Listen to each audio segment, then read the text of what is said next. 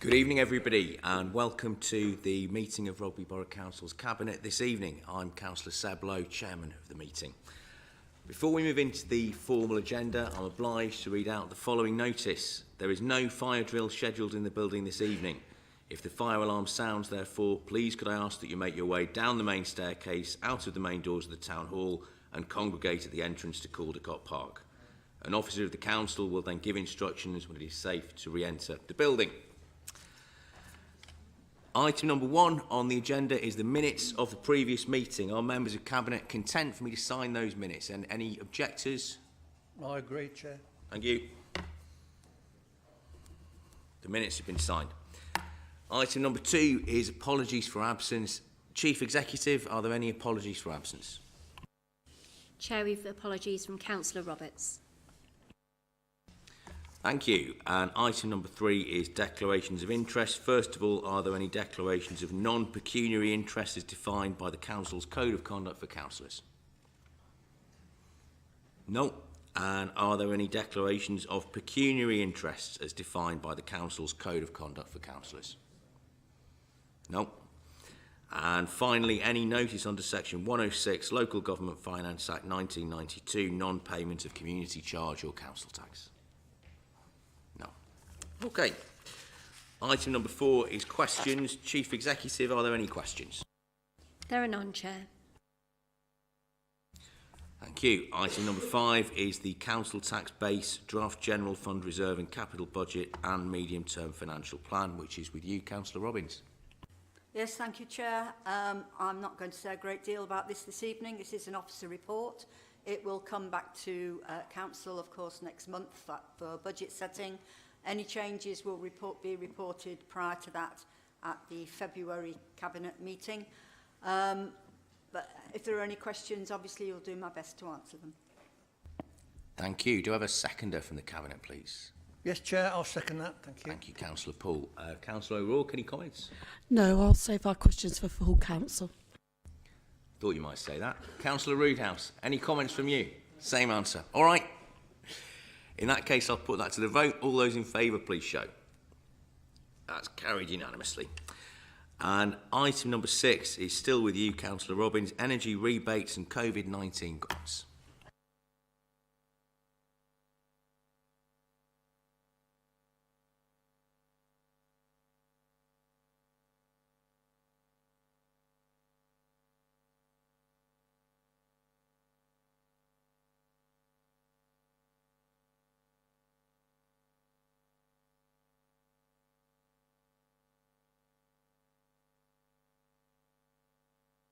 Thank you. Do I have a seconder? Second that again, Chairman. Thank you, Councillor Poole. Any comments, Councillor O'Rourke? Councillor Roodhouse? All those in favour?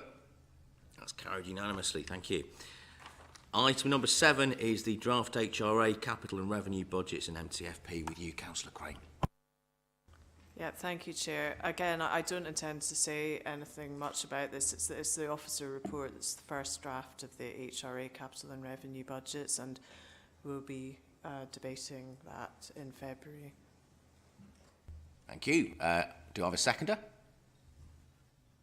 I'll do it again, Chairman. Oh, thank you, Councillor Poole. Councillor O'Rourke, any comments? I'll save that to full council.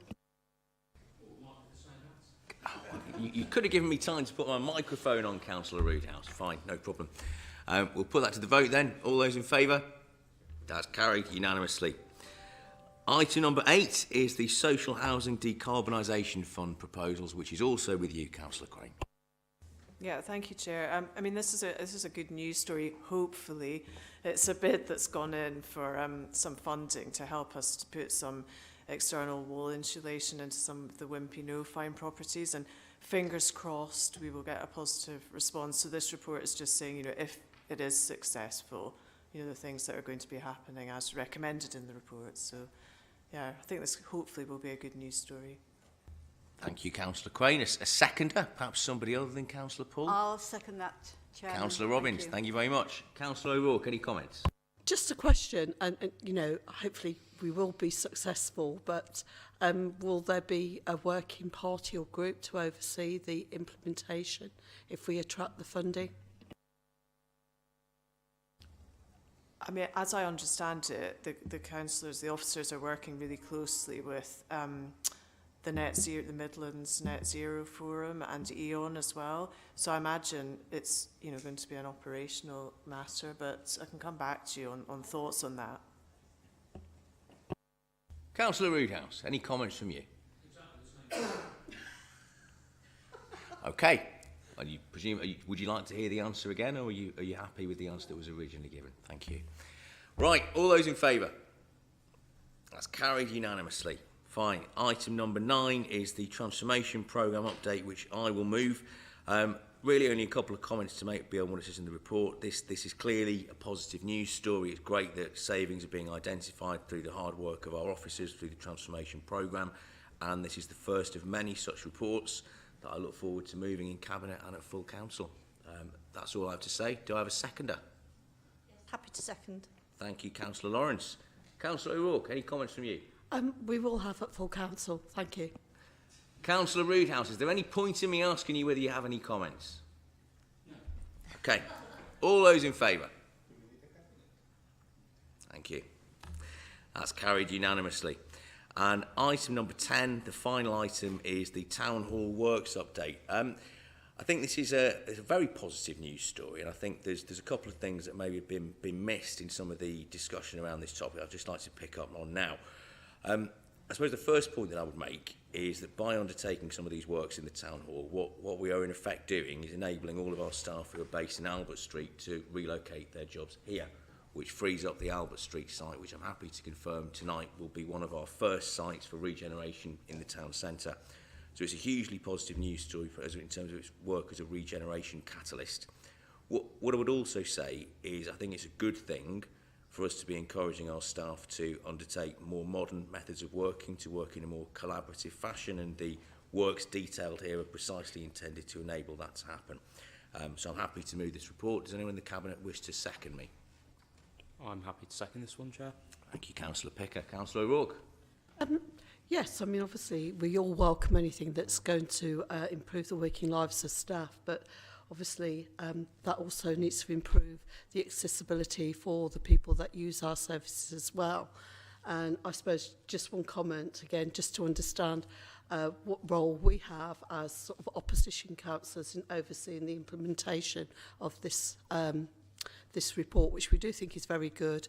But in past years, anything that like this that's been undertaken, there has been cross-party involvement, whether it was staff's well-being or whatever it might be. So it's just that comment really. So yes, good news, hopefully, and improved services.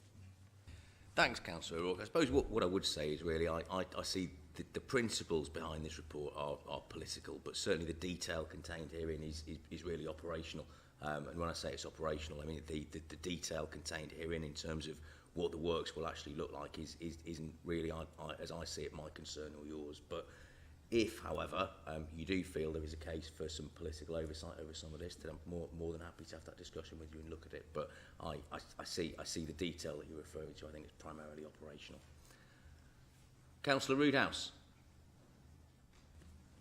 Just a couple of points, really. It's good to see the modernisation around, even like the old bar area down in the dungeons. Might be a bit concerned there might be some old ghosts still wandering around there, like Councillor Ray Kirby and others who used to use it on a regular basis. But I think it's only right, actually, modern office working, modern ways of working. Actually, we need to upgrade everywhere, really. And the painting and the rest of the things that have gone on, you can see that actually it does bring a difference, and people have mentioned that to me as it's gone around. And I think what's being proposed down there is a good move in relation to staff and supporting staff who are coming back maybe for a few days, or for the full week as well. But I think the more of that we can do is good, really, for the HR side.